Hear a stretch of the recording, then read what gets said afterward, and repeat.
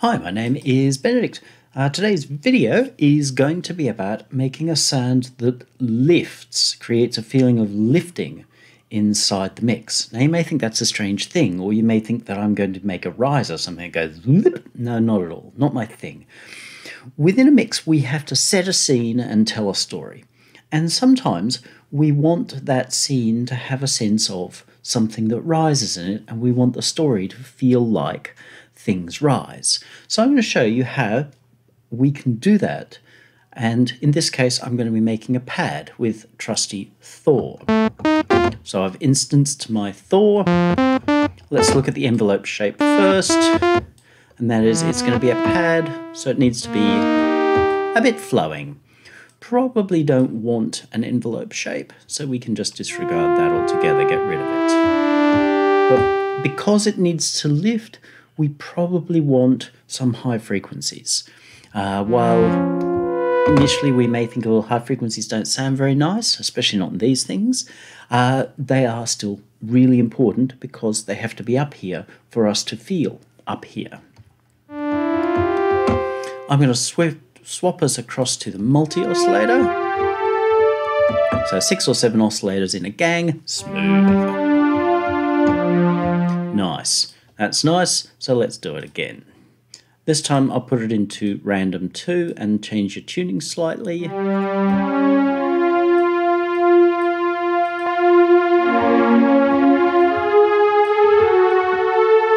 Now, very easy to go,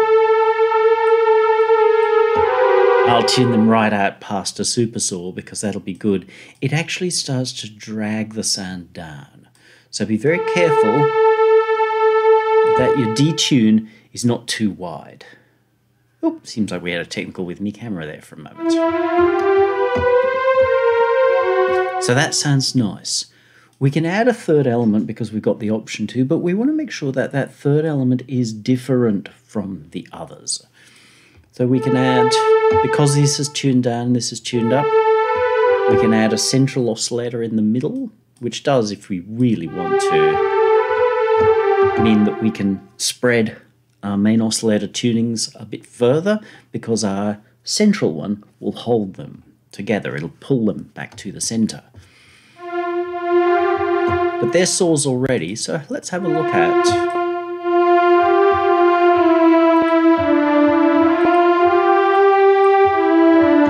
using a pulse wave. Now, pulse wave actually sounds great for strings. Strings have a feeling of lifting, so even though this isn't really going to sound like a string, we can borrow some of the feel that people will have. But let's modulate our pulse width.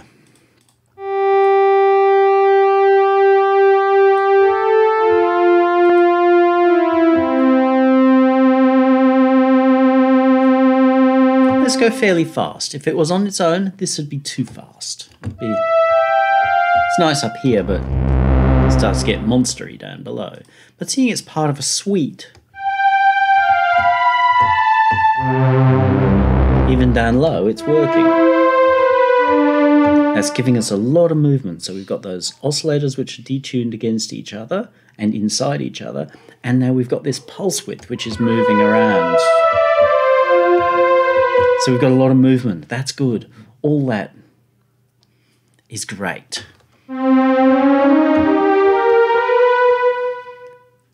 Okay, but we still haven't really got that feeling of it lifting up or lifting off. It's more of a big kind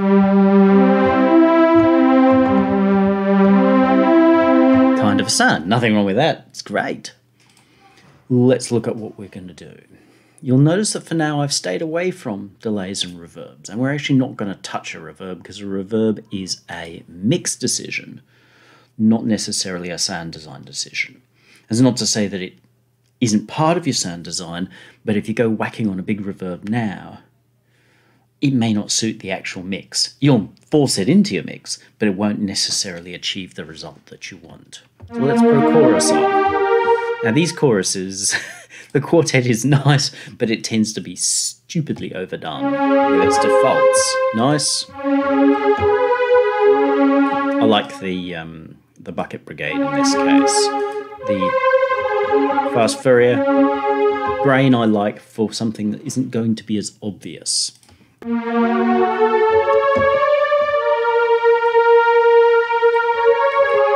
So that's added a nice sense of broadness, breadth, and sort of chewiness as well. So that sounds really good. And delay. Delay is super important. I use it in everything. Now for the moment, we'll leave it on 100% wet. I will turn off sync. You'll see just about every time I'll say this, I'll turn off sync. I very rarely use synced BPM timings because it's actually unnatural. I know that for many EDM people, they go, it's the only way to do it. But you know, the trouble is where everything is so regular, nothing stands out. Whereas a great way is to work things. And if we went into it and you looked at my tempos, my delay tempo timings, we'd probably find that they are on some kind of beat division, only they're not slaved to that beat division, they're somewhere around it.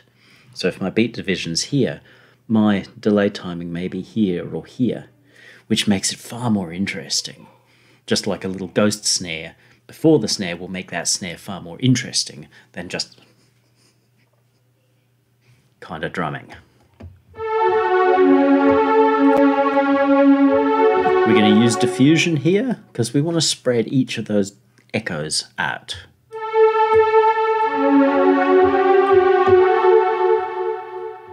I'm not going to worry about any kind of EQing in this situation, but we will have some LFO. And quite a lot of it too.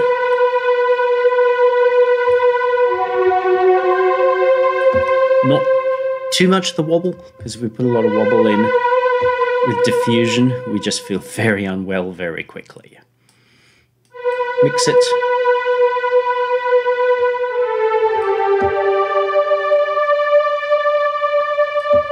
Yes, we do lose some of the immediacy of that sound, and that it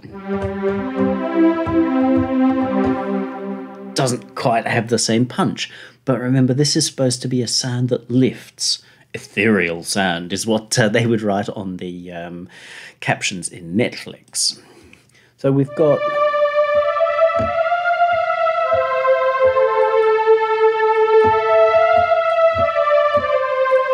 a sound that at each instance now is really lifting up, but it's still got all of this in it, which is, that's what we want if we want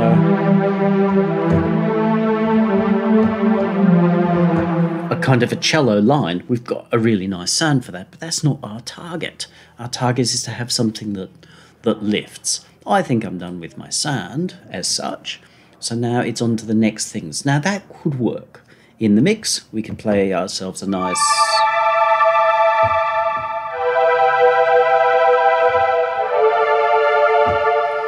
and it's up there.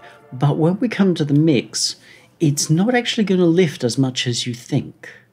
The reason being is that this has a lot of energy down here still, whereas we want the feeling of the energy to be up, not down. So the lower frequencies are still pulling us down. Remember, for some bizarre reason, the human brain will take the overtone series, it'll work it up, but it'll work it down too.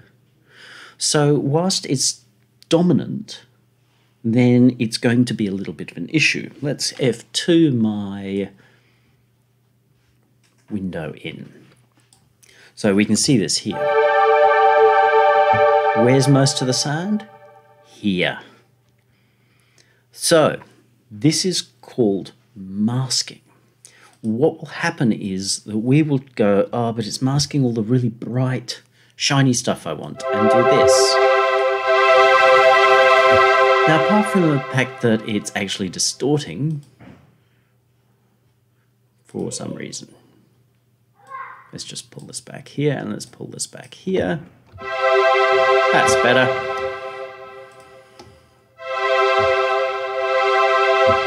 This is inelegant. We've made it brighter, but we've also made it kind of weird. So we don't really want to do that. Using masking process or understanding masking, we can say, okay, these are louder than these. These are what we want to hear. Therefore, let's get rid of this.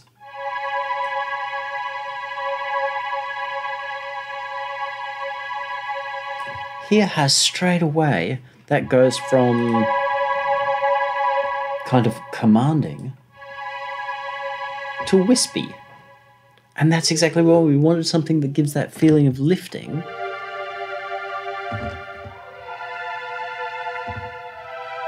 And it's done that really nicely. This is part of learning to sound design and mix engineering. So when you're mixing your track, you've got to always be thinking, well, what's this element here for? What's it doing here? To make it sound funky is probably a poor answer. But if that is your answer, and sometimes it is, you know, you've got that bleep, bleep, bleep, and okay, that's to make it sound fun, but that's to drive that. So where do we need to make it move through? What do we need to make it say to the listener? Because it needs to lead the listener to feel a certain way. Now this has us feeling lifting. Clouds, angels, butterflies or whatever, which it didn't do when it's got all those lower harmonics in there. So we can lift them out. But it's still tending to sound a little bit flat and sticky taped on, especially if I switch this out.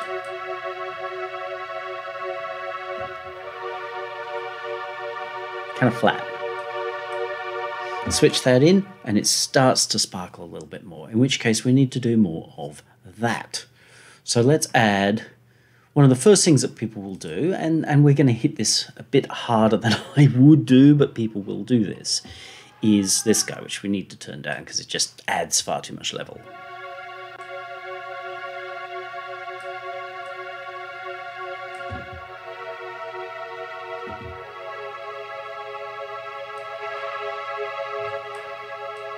Give some of that level back. Actually, let's give a little bit more because we are running a lot quieter with that EQ. Hear how that suddenly starts to spark up. So that long-held note, or chord as the case may be, using the 3 notes,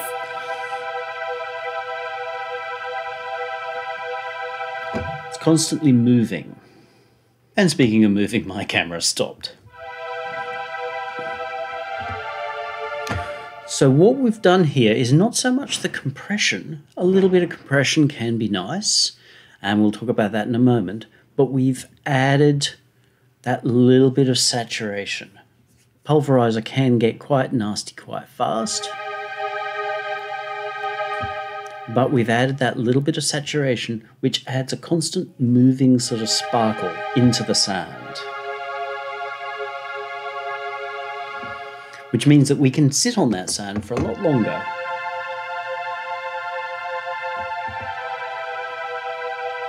And it continues to sound beautiful rather than just being a dead dog thumbtacked to the tree. So that is good. Now, the next bit that I said that we would talk about, what we're doing here as well, is that we've got this filter in. Yes, that's getting rid of some of these upper frequencies, and depending upon your mix, it might or might not be the right decision. However, there are some good things about this as well, because what we're looking for is a feeling of airiness, not a feeling of super paper thinny. Now, while we don't have a lot of activity up here, it is entirely possible that we can end up with action up in here. Hear how that just feels thin and hard and brittle. Not beautiful and angelic. Angels don't feel brittle. They might feel gossamer thin, but they don't feel brittle. Brittle is a human problem. So we might actually be looking at rolling off some of those highs. The brittleness comes from too much activity up here. Anywhere sort of from 6 and above, if there's too much activity, it will start to feel brittle, which is why people go, oh, digital sounds bad, simply because they haven't managed the fact that digital sounds great, because digital's giving you everything. So we can use a low pass, to actually cut off some of those brittle things, and then pick a little bit of something out.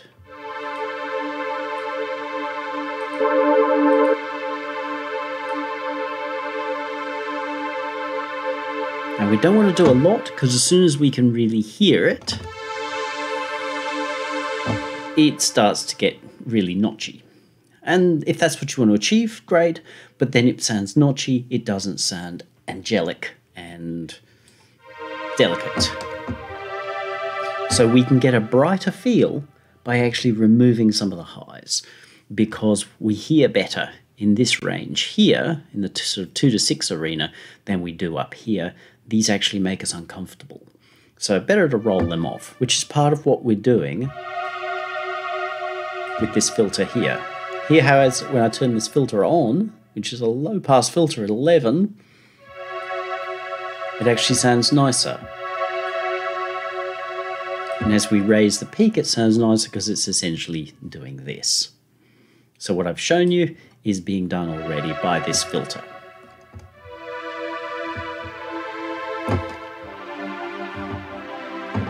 Let's turn off these 2 lots of saturation. You can hear how flat it's become.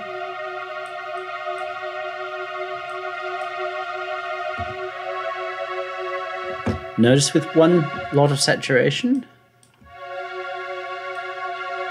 it's nowhere near as good as it is with 2 lots of saturation. So the real thing with saturation is that saturation should feed saturation. That's something I've really learned over the last little while. So let's make some more of this sound, make it seem to sparkle even more. Let's add ourselves another saturator. This wee fellow obviously has my name on it.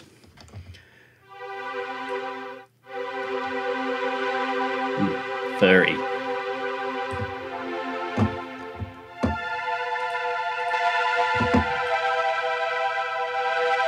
Now it's giving us a nice lift. The trouble is, it's getting very torn at the same time. So let's have a look and see if our EQ can fix that. No. Didn't expect it would, but when you start to hear that raggedness, it doesn't necessarily mean it's all over. That's far more raggedness than you're likely to get rid of, but there's a little bit of ragged in there.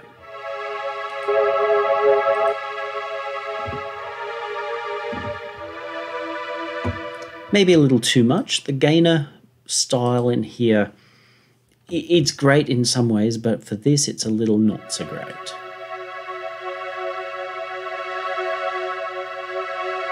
Yeah, how that really adds. Let's go to the lover setting, because who doesn't want a turbo lover? Gets heavily ragged.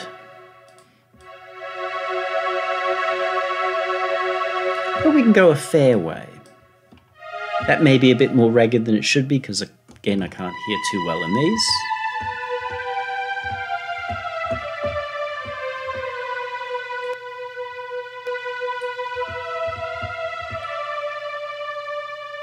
Let's get rid of that level add.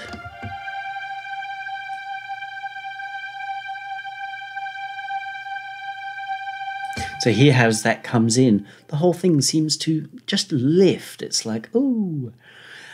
That's because we're adding those extra overtones and therefore reducing the impact of this compared to this. But if we're controlling our high highs, you know, sort of 10 above,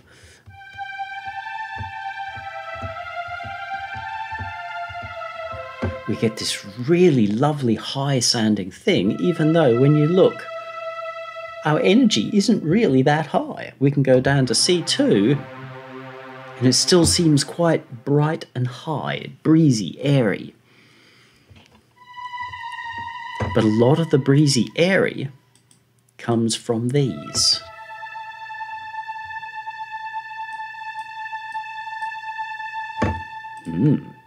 Let's move our star drive here, because one saturator literally on top of another is not always the most elegant.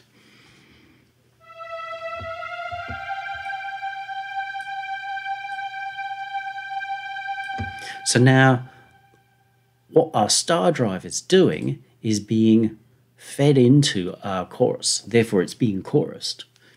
And then it's being delayed. And then it's being pulverized. That sounds awful, pulverized, doesn't it? So we've got this really natural sounding, sort of sweet string type pad. And I'm not saying it sounds like strings. It's not meant to. All it's meant to do is evoke this feeling.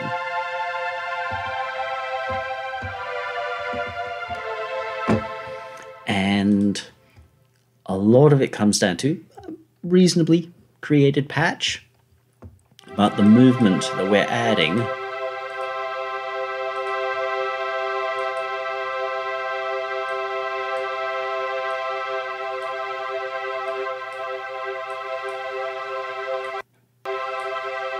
with every step of the way.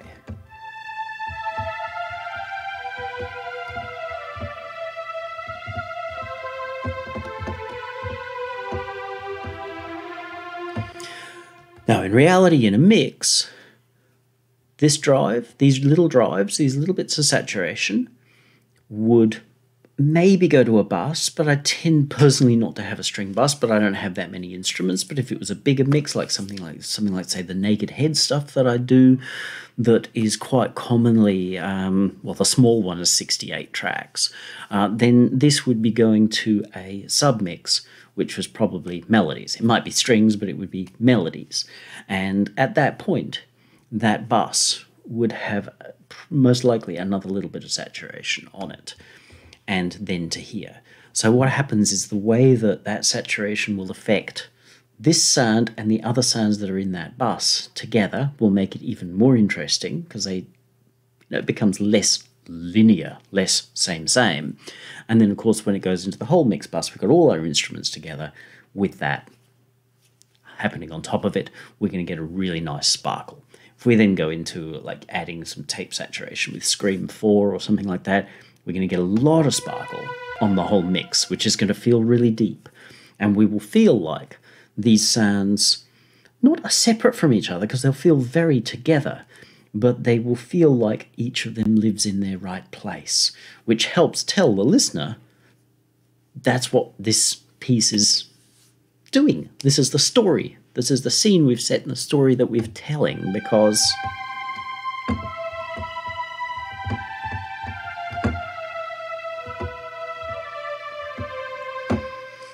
if you think in a movie where you would hear a line like that, it's not whilst the axe murderer is putting his axe in people's faces. That's maybe at the end where things are really nice, or as a butterfly flies around, or as a leaf falls from a tree. It's a pretty moment. And this is going to bring all of those together so nicely. If you have any questions, ask on down below. If you're looking to have a mix made, you can start by asking down below, or you can scoot on over to my Facebook and my Messenger, or my website, and use one of the forms there, and we can have a conversation, and I'll let you know if I feel like I can help you sell your song better. You have a great day now.